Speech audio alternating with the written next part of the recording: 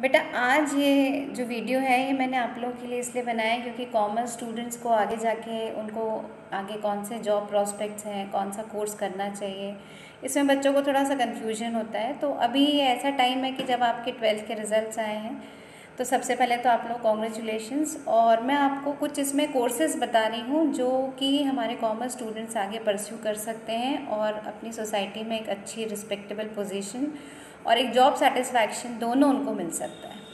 तो ये कोर्सेज़ कौन कौन से हैं ये हम देखेंगे, लेकिन इसके पहले मैं आपको ये बताना चाहती हूँ कि कॉमर्स में जॉब के कौन कौन से करियर ऑप्शंस होते हैं।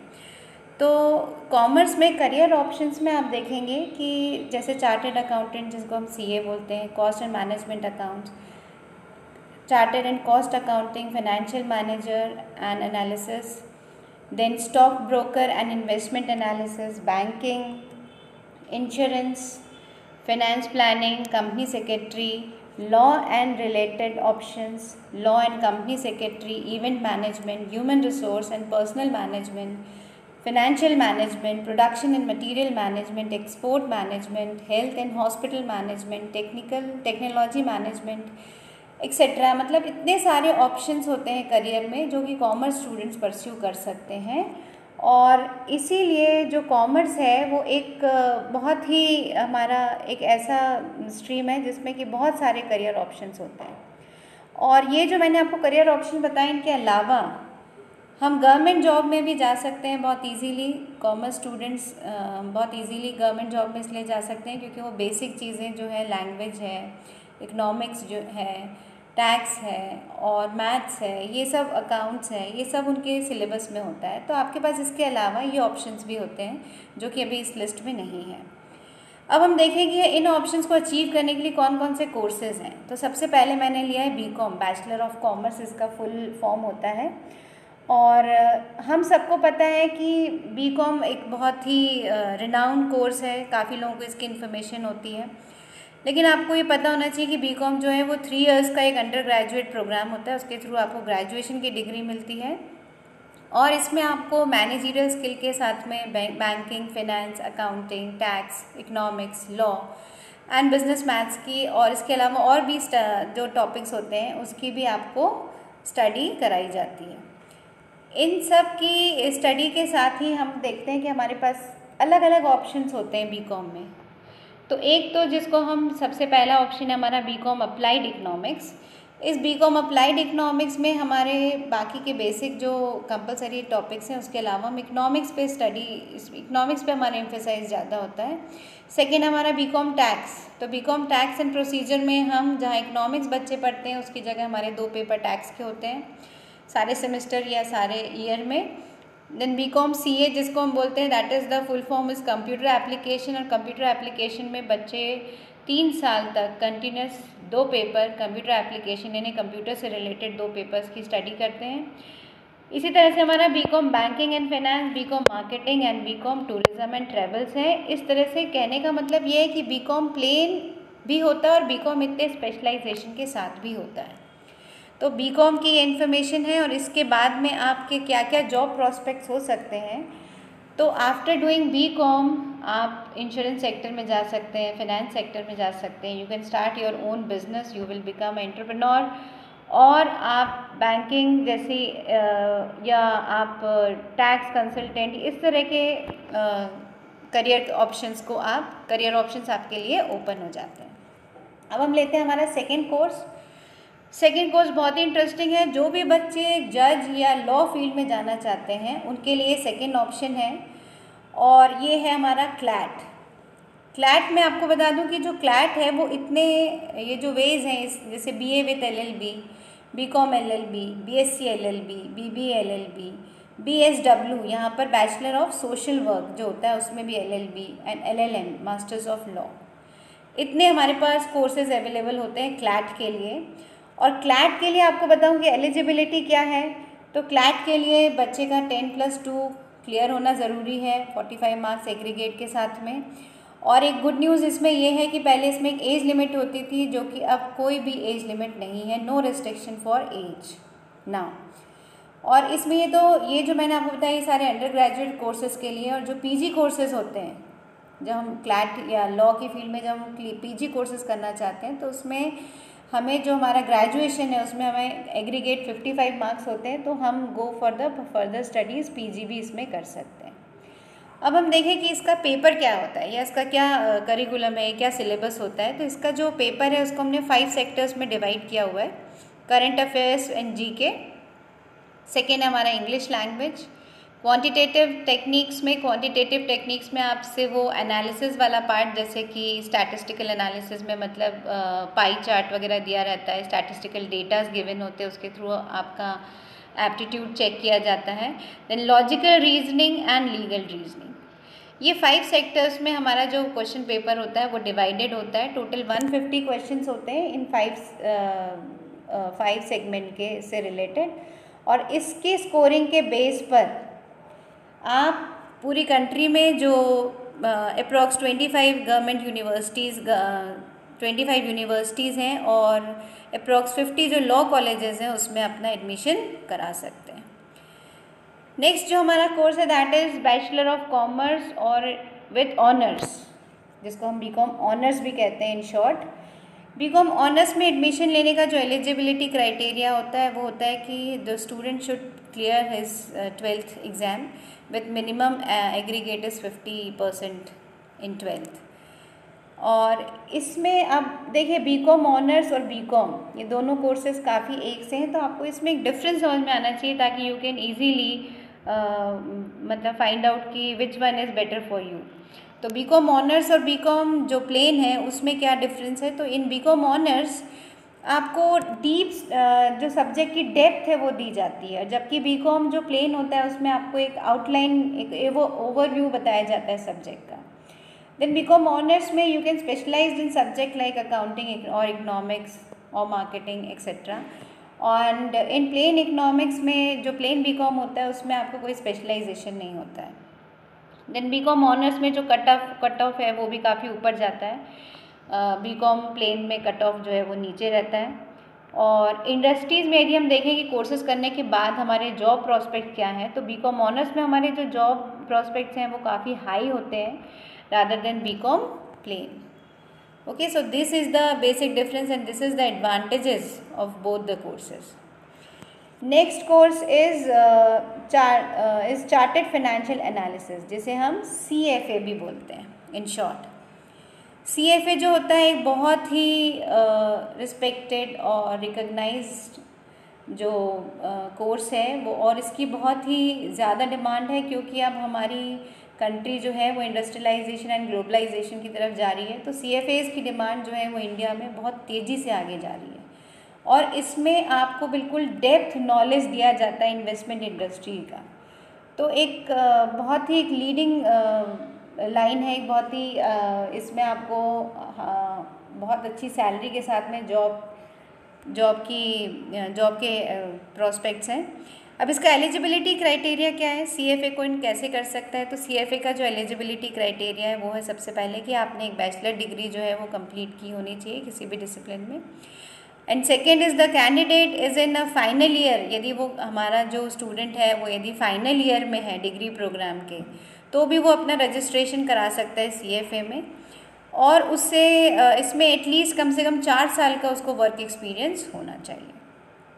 इसका जो लेवल्स होते हैं एग्ज़ाम्स के, कैसे आप CFA कंप्लीट करेंगे, तो the levels of exams are 3, level 1, 2 and 3। जब हम इन तीनों को क्रॉस करते हैं उसके बाद में हम CFA कंप्लीट कर पाते हैं। पर CFA जो बनते हैं उनका जॉब प्रोस्पेक्ट्स जो है सैलरी बहुत हाई होती है, बहुत ही रिस्पेक्टेबल जॉब है और बहुत ही हाई प्रोफाइल आपकी ये जॉब रहती है। Then CMA certificate, next course is CMA जो होता है ये भी एक बहुत ही अच्छा कोर्स है। इसके लिए एलिजिबिलिटी के लिए जब हम इसकी एलिजिबिलिटी में ध्यान रखें कि हम 10th के बाद भी इसमें एनरोल कर सकते हैं और 12th के बाद भी इसमें एनरोल कर सकते हैं। अब वो इसमें भी जो एग्ज़ाम्स होते हैं या CMA आप कैसे कंप्लीट करते हैं, तो through foundation, then intermediate, then final, इनको क्लियर करने के बाद आप CMA कर सकते हैं। अब जो CMA का पूरा कोर्स है उसको मैंने एक इस फ्लो चार्ट के थ्रू बताया है कि यदि आप 10th क्लास के बाद ही एनरोल्ड होते हैं, then you have to enrol yourself for foundation course, then you have to complete और qualify the foundation exam, then only you can able to or you are registered for intermediate or you can say the second level of the exam. ये तो हुआ जब आप 10th के बाद CMA में enrol करना चाहते हैं। तो मैंने आपको क्या बताया कि आपको सबसे पहले फाउंडेशन कोर्स में अपने आप को रजिस्टर्ड करना पड़ेगा, देन फाउंडेशन कोर्स का एग्ज़ाम आपको क्लियर करना पड़ेगा, तब आप इंटरमीडिएट यानी सेकेंड लेवल ऑफ एग्ज़ाम में आ जाते हैं। यदि बच्चा 12th के बाद एनरोल होना चाहता है CMA में, तो वो डायरेक्ट फाउंडेशन कोर्स को क्वालिफाई करके इंटरमीडिएट के लिए क्वालिफाई कर सकता है। मतलब उसको कोर्स ज्वाइन करने की ज़रूरत नहीं है, डायरेक्ट एग्ज़ाम देगा। And after graduation also you can eligible for CMA। उस केस में क्या होता है कि आप डायरेक्ट जो है वो इंटरमीडिएट ग्रुप में ही एनरोल्ड होते हो, आपको फाउंडेशन क्रॉस करने की ज़रूरत नहीं होती है। अब इंटरमीडिएट तक सब आगे 10th वाले, 12th वाले, ग्रेजुएशन वाले, इंटरमीडिएट के अंदर आपको you have to complete communication and soft skill training 3 days and complete computer training 100 hours। उसके बाद you are eligible to appear in intermediate exam. उसमें उसके अंदर 2 ग्रुप होते हैं, आप दोनों ग्रुप के लिए एलिजिबल हो जाते हैं। देन आपको क्वालिफाई करना है intermediate exam, then you can enrol yourself for final course.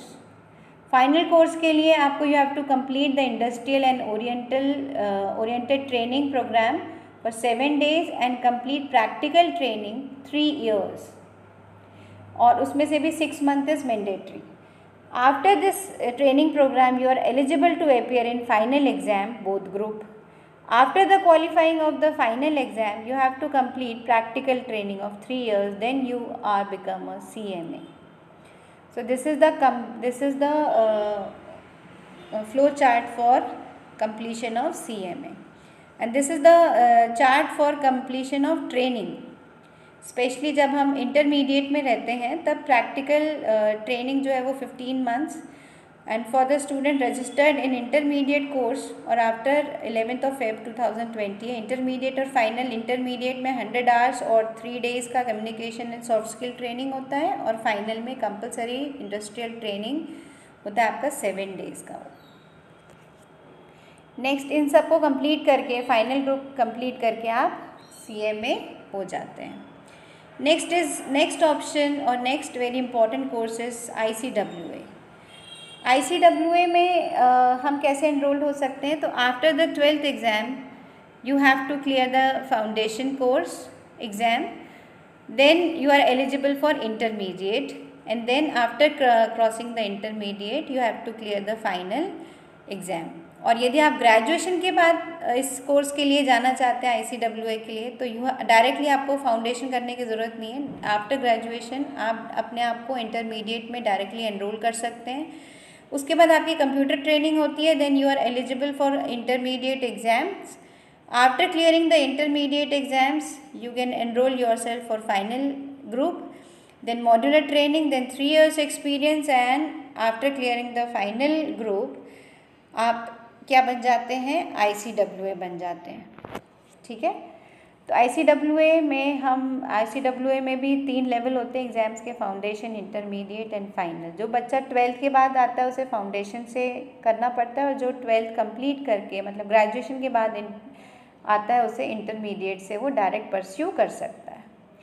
हमारा नेक्स्ट जो कोर्स है दैट इज़, देखिए, foundation, intermediate and final. Next course is BBA। तो bachelor of business administration, this is the full form of BBA। और इसके अंदर हम specialisation होता है, जैसे हम human resource management, finance, sales and marketing, information technology, इन सब में हम स्पेशलाइजेशन कर सकते हैं। और इन सब के अलावा जो BBA का सिलेबस होता है वो आपके अंदर कुछ प्रैक्टिकल स्किल्स जैसे कि soft skills and personality development, writing skill, conversation skill, selling, negotiation, these such type of skills भी इन्हांस कर दी जाती है इस प्रोफेशनल कोर्स में, इसलिए इसे एक प्रोफेशनल कोर्स बोला जाता है। Then next course is chartered accountant. हम सभी जानते हैं इसका जो शॉर्ट फॉर्म है दैट इज CA। तो हम कैसे CA बन सकते हैं after 12th? We have to enrol for foundation, then intermediate, then CA final. इस तरह से हम क्या बन सकते हैं? CA फाइनल के बाद में हम बन जाते हैं CA। अब CA का कोर्स का एक चार्ट मैंने बनाया हुआ है, जैसे कि फाउंडेशन कोर्स में, तो फाउंडेशन यदि कोई फाउंडेशन यानी कोई 12th के बाद एनरोल हो रहा है तो फर्स्ट उसको फाउंडेशन कोर्स देना पड़ेगा, देन फाउंडेशन के बाद इंटरमीडिएट देगा, देन फाइनल देगा। और यदि कोई आफ्टर ग्रेजुएशन जाता है तो उसे डायरेक्ट एंट्री रूट बोला गया है, तो आफ्टर ग्रेजुएशन यदि जाता है तो उसे फाउंडेशन नहीं देना, वो डायरेक्टली इंटरमीडिएट और फाइनल के लिए अपने आप को एनरोल कर लेता है। Your next and very important course is CS, company secretary. Company secretary के लिए हम किस तरह से आगे परस्यू करते हैं? तो यदि हम क्लास 12th के बाद कंपनी सेक्रेटरी को ज्वाइन करना चाहते हैं या इस कोर्स को रन करना चाहते हैं, तो हमें सबसे पहले फाउंडेशन कोर्स के लिए रजिस्टर्ड और अपीयर होना पड़ेगा। फाउंडेशन जब हम एग्ज़ाम क्लियर कर लेंगे तो हम एग्जीक्यूटिव ज्वाइन कर सकते हैं। मगर यदि कोई ग्रेजुएशन कर चुका है या CPT पास है या ICWA पास है तो वो डायरेक्ट ज्वाइन कर सकता है एग्जीक्यूटिव से। एग्जीक्यूटिव के बाद में अपीयर एंड पास एग्जीक्यूटिव के बाद में वो प्रोफेशनल ज्वाइन करेगा, 3rd level, and then pass the final and is become a CS। And in articleship इसके बीच में हमारी एग्जीक्यूटिव और प्रोफेशनल के बीच में हमारी 1 ईयर की आर्टिकलशिप भी होती है इसमें। Next course is your BCA, bachelor in computer application. Computer science में जो फ्लो चार्ट के थ्रू मैंने बताया हुआ है आपको कि डिपार्टमेंट ऑफ कंप्यूटर साइंस के अंदर अंडर ग्रेजुएट कोर्सेज में BSc computer science and BCA दोनों होते हैं, और पोस्ट ग्रेजुएशन में MSc इन इंफॉर्मेशन टेक्नोलॉजी होती है। तो ये इसके आगे के कोर्सेज़ हैं। इस तरह से आप लोग इतने सारे कोर्सेज़ में से कोई भी एक कोर्स ऑप्ट करके और एक अपना अच्छा करियर और अपना एक अच्छा फ्यूचर डिसाइड कर सकते हैं। तो थैंक यू। आई होप कि आपकी करियर काउंसलिंग में आपको ये वीडियो जो है वो हेल्प करेगा। Thank you and best of luck for your future. Thank you.